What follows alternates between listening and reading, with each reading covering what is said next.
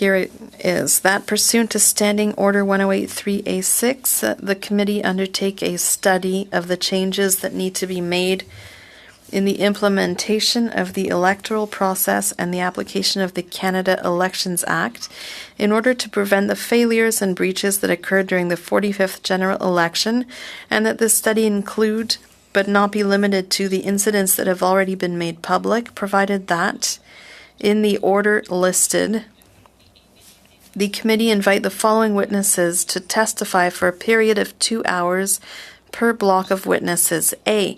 Representatives of each of the political parties who wish to speak on this subject. B. Electors or representatives of elector groups. C. The Chief Executive Officer of Elections Canada. And D. Any other witnesses the committee deems relevant.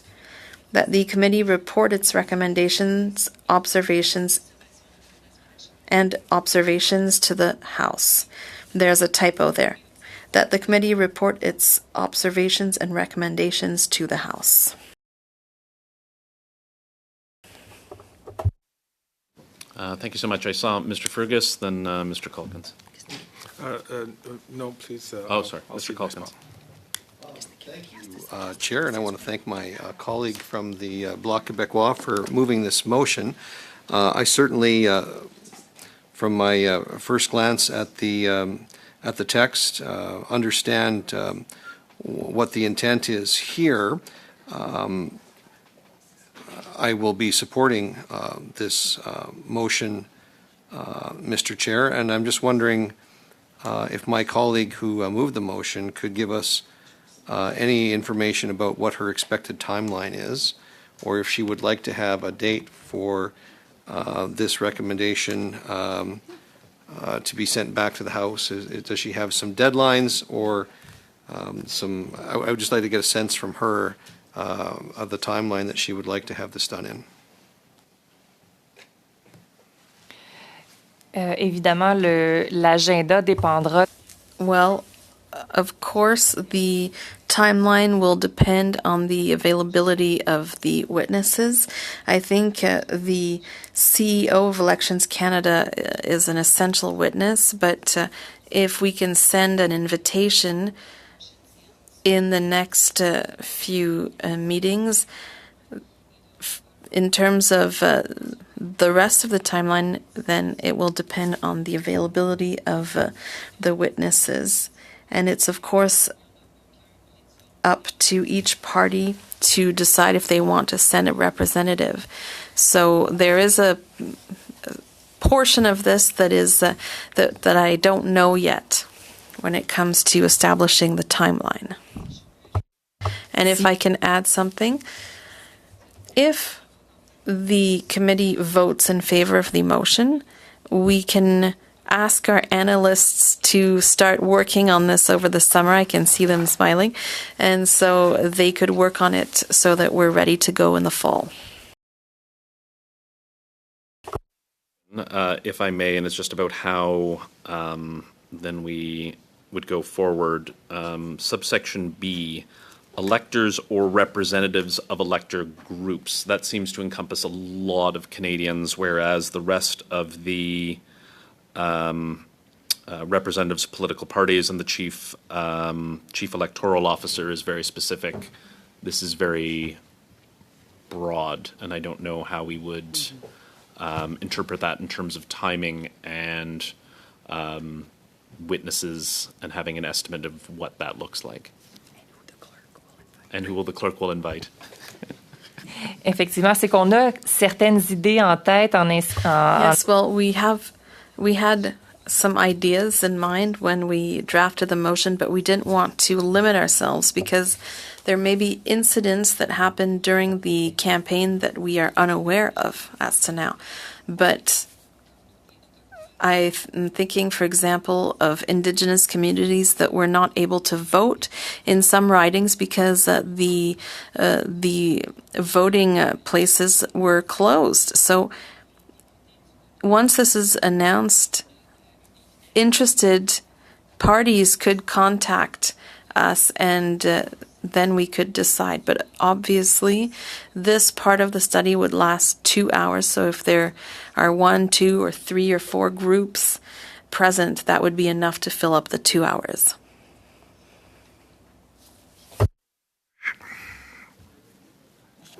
I understand what you're looking at, but doesn't Clause D address that concern if you perhaps have concern about Indigenous voters or any particular group that the parties would then supply that list rather than, I'm just trying to, I don't,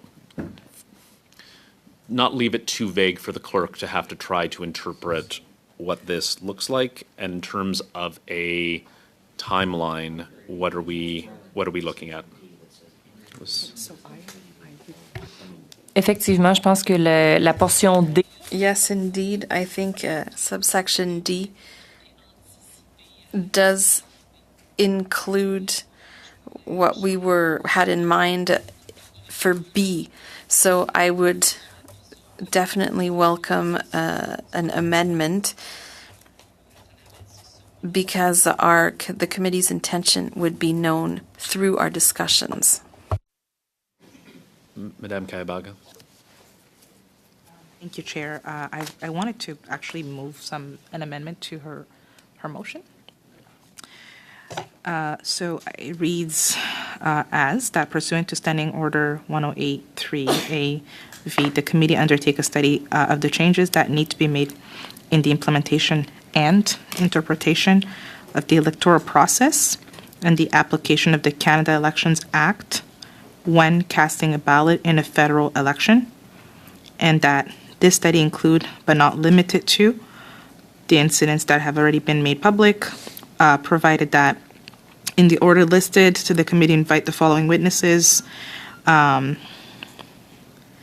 A, representatives of each political parties who wish to speak on this subject. I'm going to skip B for now, but I'll go to C. Chief Executive Officer of Elections Canada, and D, any other witnesses the committee deems relevant, and that the committee report its recommendations, observations, and recommendations to the House. I'll ask you to repeat it again, but just in terms of clarification, I'll just say I added basically after implementations and interpretation, and then after Elections Act, when casting a ballot in a federal election, and I striked out in order to prevent the failures and breaches that occurred during the 45th general election, and I skipped B as a clause. So you skipped B as a clause, as you're deleting B as a clause? Just for discussion. Yeah. Yes, okay, and deleting B. So debate on the amendment, Madame Normandin. il y a plusieurs aspects, je vais essayer de les prendre There en are several things to say. I'll take them in order. So in terms of removing B, I see that as a friendly amendment, and I agree to it. For adding and interpretation, I see that also as a friendly amendment. Interpretation is necessary to implement the act, so I have no issue with that. However, I am against the proposal that says we should strike in order to prevent the failures that took place during the 45th general election, because we already know that there were issues, so that is important in terms of the study's objective. So I would be against that specific amendment.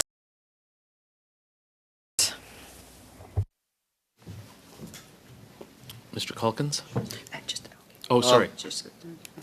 Mr. Calkins, then we'll go to Madame Kayabaga. Do I have the floor, Chair? Okay, thank you. I appreciate Ms. Normandin's acceptance of the three changes that are proposed in the amendment by Ms. Kayabaga. So there's three, and Madame Normandin, I understand that you considered two of them to be friendly amendments. I just wanted to state for the record that I actually would like it, even though it's your motion, Madam Normandin, if we kept the electors or representatives elector groups item B actually in the list. And my rationale for suggesting that would be that it's not the witnesses come before this committee in a couple of ways. The most common way, of course, is when we as members of Parliament and our various political parties submit witness lists to the clerk of the committee. But it's also perfectly acceptable for everyday ordinary Canadians, once they find out that a study has been undertaken by a committee, to submit written briefs that they want submitted as part of the study, or it's even, quite frankly, acceptable for them to request to the clerk that they would like to physically appear, either in person or virtually, before the committee. And by removing Section B, it might, I think, deter people who would not otherwise understand that they would be entitled to do the same thing under item D, any other witnesses the committee deems relevant. The way that reads is that, the way I would interpret D, if I was reading this as an everyday citizen of Canada, that any other witness the committee deems relevant means the ones that only the committee would take under consideration, whereas I would interpret item B to be, I'm invited as an elector or a representative of an elector group to make a case before the committee. Therefore, I would strongly recommend that item B be left in the language of the original motion. I have no problem with the "and" interpretation addition to the motion, but I do believe that the other proposal by Madam Carabaya would be, when casting a ballot, would significantly limit the scope of the study to a point where I think items that would be important to Canadians would be missed. So I would encourage colleagues at the table to keep that in mind when deciding on how to vote for this amendment. I would not be in support of that particular change. Those two changes, I am in support of the one proposed change. I appreciate that. And again, at the committee's discretion, we are, if you wish to open it that wide in terms of what the committee will receive, that is the decision of the committee. Madame Kayabaga and then Mr. Cooper. Thank you, Chair. Just for clarification, I realize now that I would have to sub-amend, but my intention was not to remove B. It was because there was still conversation whether the clerk is in the possibility of doing this or not. I wanted to wait for that discussion to end, but maybe I can move a sub-amendment to put back B since it's been moved to be removed. Does that make sense? Perhaps we can do it on unanimous consent. Yeah. I understand Mr. Cooper still wishes to speak, but if we can do it on unanimous consent, because based on what Mr. Calkins, Yeah. Madame Normandin, and Madame Kayabaga are saying, we're in agreement. So Yes. to keep the first 2 points that Chair, Madame... is the unanimous consent to keep B? Yes. Okay. Yeah. I was going in to, favor. the first 2 points, to, keep the first 2 points, but then leave in clause B. So on consent, okay, that amendment is carried. Well, okay. So Sorry. now- Okay, that's okay. So now, putting,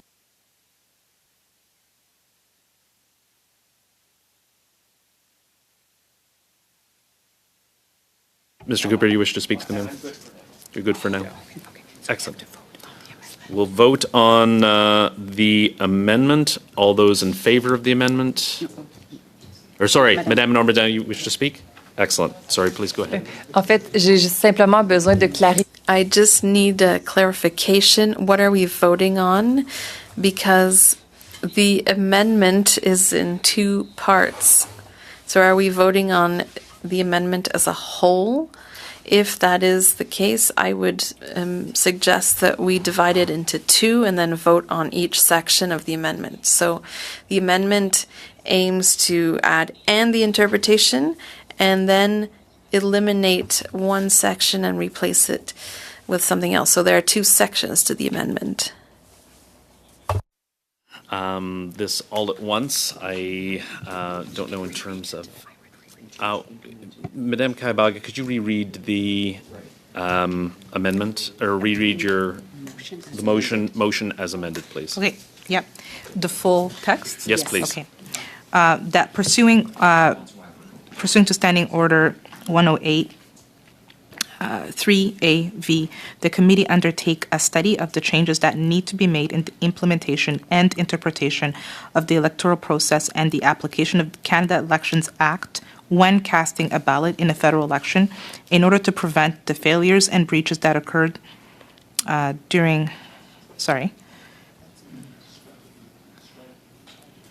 we're striking that part, when casting a ballot in a federal election, and then we're going to end that this study, are we good? This study include, but not limited to, the incidents that have already been made public, provided that in the order listed, the committee invite the following witnesses to testify for a period of 2 hours per block of witnesses. A, representative of each of the political parties who wish to speak on the subject. B, electors or representatives of elector groups. C, the Chief Executive Officer of Elections Canada. And D, any other witnesses the committee deems relevant, that the committee report its recommendations, observations, and recommendations to the House.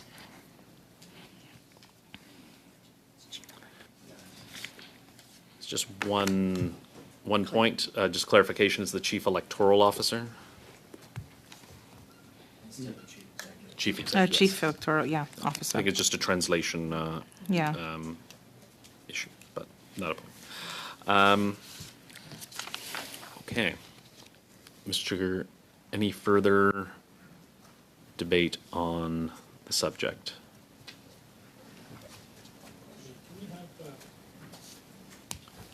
Monsieur le Président, est-ce qu'on peut prendre 2 minutes juste pour... Mr. Chair, can we take a couple of minutes just to look at all of that together, please? Seems to be some good discussion. I hope that continues. I was clear that we don't have resources after 5:30, so I'll be adjourning the committee to the call of the chair.